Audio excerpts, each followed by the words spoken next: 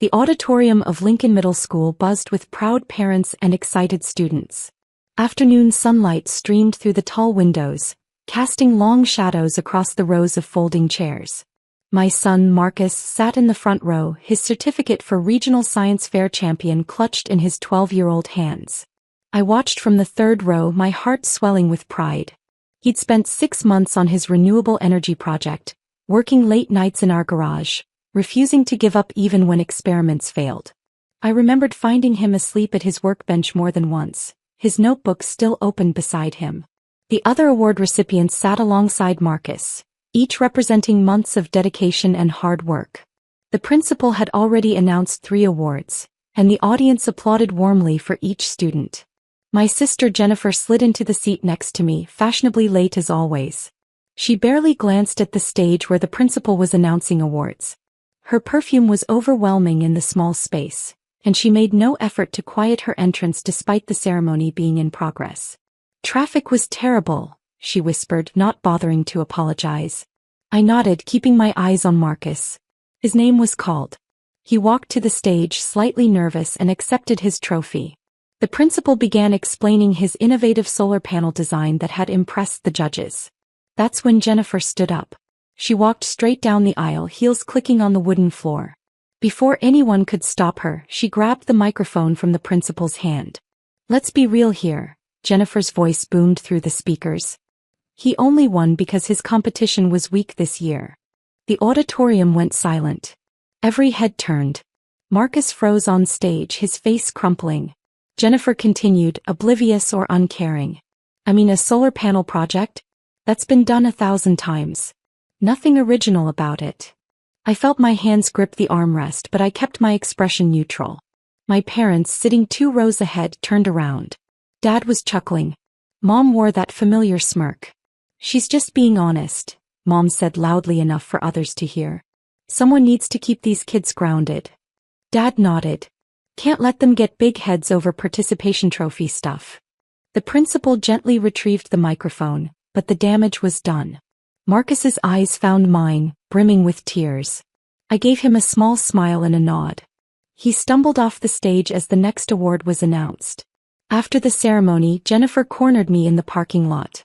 "Don't give me that look, Sarah," she said, adjusting her designer purse. "I did Marcus a favor.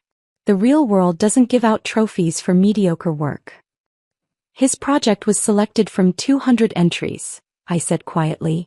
"Whatever." She waved dismissively. "Hey, did you think about my proposal? The investment I mentioned last month." 3 weeks earlier, Jennifer had pitched her new startup, a boutique marketing agency targeting tech companies. She needed $50,000 to secure office space and hire her first employees. She'd presented spreadsheets, growth projections, the works. "I'm still considering it," I said. "Well, don't take forever. I have other investors interested." She clicked her car remote. "And maybe next time, enter Marcus in competitions with actual standards." I watched her drive away, then went to find my son. Marcus sat on a bench near the playground, his trophy lying beside him. "Hey, champ," I said, sitting down. "She's right, isn't she?" His voice cracked. "My project wasn't that good. Your project was brilliant." The judges' panel included 3 university professors and 2 engineers. "They chose you." "But Aunt Jennifer said." "Aunt Jennifer doesn't know what she's talking about." I put my arm around him. "And you know what? You don't need her approval, or anyone else's. You worked hard, you created something innovative, and you earned this." He leaned against me and we sat there until the parking lot emptied. That night, after Marcus went to bed, I opened my laptop. I pulled up the investment agreement Jennifer had sent, $50,000 for a 15% stake in her company. I'd been planning to sign it, to help my sister despite our complicated relationship. I thought about Marcus's face on that stage, about my parents' laughter, about Jennifer's complete lack of remorse. I opened my email and began typing. "Jennifer, after careful consideration, I've decided not to move forward with the investment in your startup. I wish you the best in your future endeavors. Sarah." I hit send before I could second-guess myself. The next morning started normally. I made breakfast, got Marcus ready for school, and checked my emails. There was nothing from Jennifer. No angry response, no questions. Radio silence. At 9 o'clock my doorbell rang. A courier stood there with a large manila envelope. Sarah Mitchell? That's me. Sign here, please. I signed and took the envelope. It was heavy, official looking. I closed the door and opened it at my kitchen table. Inside were legal documents, company ownership papers. I started reading, confused at first. Then I saw it. Jennifer's startup, the one she'd pitched to me, wasn't just her company. According to these documents, I owned 67% of it. My signature was on incorporation papers dated 8 months earlier. I grabbed my phone and scrolled through old emails. They're 8 months back. Jennifer had sent me documents, asking me to review and sign what she called partnership papers for a future venture. I'd been dealing with Marcus's school issues at the time and had signed them quickly, trusting my sister. She'd incorporated the company with me as the majority shareholder without explicitly telling me. My phone rang. Jennifer, did you get the papers? She sounded nervous. I did. Want to explain why I own most of your company? Look, it was just for the bank loan application. They wanted to see established investors. I was going to buy you out once we got funding. You made me a majority owner without telling me? It's just paperwork, Sarah. Don't make this a big deal. Does your bank know I'm the majority shareholder? Silence. Jennifer, does the bank know? They think you're an active investor who approved the loan. I leaned back in my chair. The pieces were falling into place. She needed my investment to make her first loan payment. Without it, she'd default. And as the majority owner, I'd be on the hook. So when you publicly humiliated my son yesterday, I said slowly, you didn't know I'd already decided not to invest. What? Sarah, come on. That has nothing to do with business. It has everything to do with it. I'm the majority owner, Jennifer. Which means I make the decisions. You can't do this. I have clients lined up, office space secured. Using loan money you can't pay back without my $50,000. I pulled up the documents on my computer. And according to these papers, any major business decision requires majority shareholder approval. That's me. Sarah, please. I'm your sister. I'm sending you formal documentation today. As majority shareholder, I'm exercising my right to review all business decisions. All client contracts need my approval. All expenses over $500 need my signature. And the office lease you signed? That needs ratification by the majority owner. You're being ridiculous. I'm being a responsible business owner, something you should have considered before you forged my involvement in your company. I heard her breathing heavily on the other end. This is about yesterday, isn't it? About Marcus. This is about you making me a secret majority owner of your company and then treating my family with contempt. Actions have consequences, Jennifer. I'll call Mom and Dad. Go ahead. They can't change corporate ownership documents. I hung up. 10 minutes later, Mom called. Sarah, what is this nonsense about you sabotaging your sister's business? I'm not sabotaging anything. I'm exercising my rights as the majority shareholder of a company she made me own without proper disclosure. She said it was just a formality. Then she committed fraud, Mom. She used my name to secure a business loan without my knowledge or consent. You're being petty because of what happened at Marcus's little ceremony. His little ceremony? He won a regional championship against 200 other students. He beat entries from private schools with unlimited budgets. Jennifer was just being honest. The boy needs to learn to handle criticism. There's a difference between constructive criticism and public humiliation. She grabbed a microphone at a school event to belittle a 12-year-old child. You always were too sensitive. We're just trying to prepare Marcus for the real world. And Jennifer needs to learn that actions have consequences.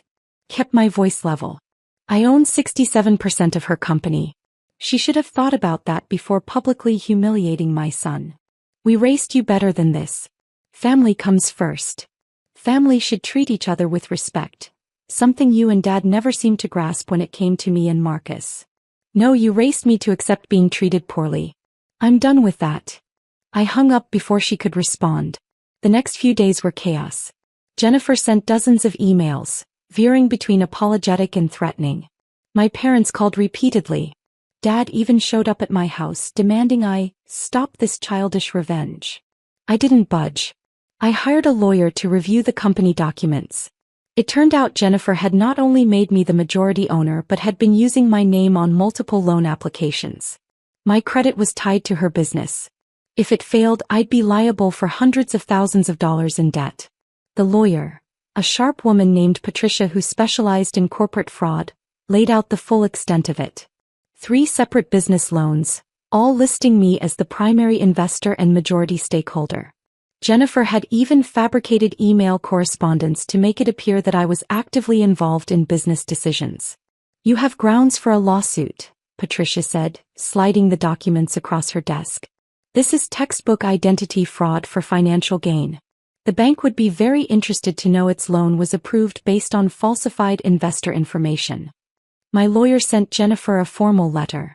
Either she bought out my shares at fair market value, which she couldn't afford, or I would take active control of the company's operations. She chose option 3. She called a family meeting.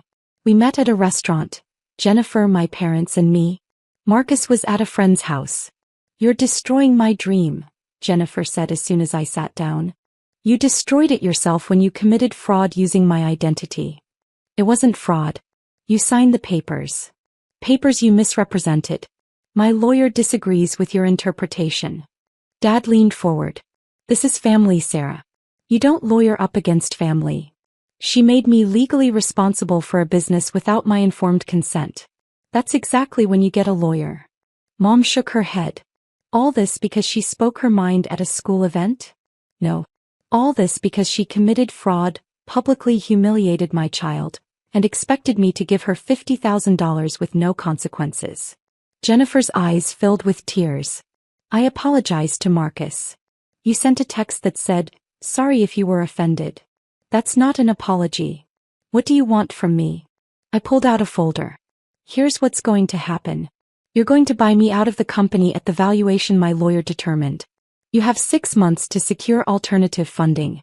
During that time, I maintain approval rights over major decisions. You will also write a proper apology to Marcus, acknowledging that what you said was wrong and hurtful. I can't raise that kind of money in 6 months. Then you'll have to get creative. Maybe pitch to those other investors you mentioned. They don't exist, she admitted quietly. You were my only real option. Then you should have treated me and my family with respect. My parents stared at me like I was a stranger. When did you become so cold? Mom asked. I'm not cold. I'm done being a doormat. I stood up. Jennifer, you have until Friday to agree to these terms. Otherwise, my lawyer files for full operational control of the company, and I'll run it myself. I left them sitting there. Friday came. Jennifer signed the agreement. She had 6 months to buy me out. In the meantime, every business decision crossed my desk. The first thing I did was reject the expensive downtown office lease she'd signed. Too much overhead for a startup. I found her a better space for half the cost. Then I reviewed her client contracts. 2 of them were underpriced to the point of guaranteeing losses. I renegotiated them. Within 3 months, the company was actually profitable. Jennifer hated that I was right, but she couldn't argue with the numbers. She also wrote Marcus a real apology, 3 pages handwritten, acknowledging how wrong she'd been and how impressive his achievement was. Marcus kept it in his desk drawer. My parents stopped speaking to me for 2 months. Eventually, Dad called. Your sister's business is doing well, he said. I know. I review the reports weekly. She says you might let her buy you out early. If she secures proper funding and demonstrates 6 months of stable profit, yes. He was quiet for a moment. I didn't know she'd misrepresented those documents. She didn't forge them. She misrepresented them. There's a difference, legally speaking. Still, that wasn't right. It was the closest he'd come to acknowledging I had a point. No, it wasn't. And what she said to Marcus, your mother and I shouldn't have laughed. No, you shouldn't have. Another pause. Think we could come to his birthday next month? I thought about it. If you can treat him with the respect he deserves, yes. We can do that. 6 months later, Jennifer secured funding from a legitimate investor. She bought out my shares at the agreed price. The company was thriving under the systems I'd put in place. We weren't close anymore. Probably never would be. But there was a new understanding. She knew I wouldn't tolerate disrespect, and my parents knew their favoritism had limits. Marcus kept his trophy on his desk. He was working on a new project, something involving water purification. When I asked if he wanted to enter it in next year's competition, he didn't hesitate. Definitely, he said. And Aunt Jennifer can keep her opinions to herself. I smiled. That's my boy. Sometimes standing up for yourself means standing alone. But watching my son work on his project with confidence, knowing he had a mother who would protect him even from family, made every uncomfortable conversation worth it. The award ceremony had changed everything, just not in the way my sister had intended.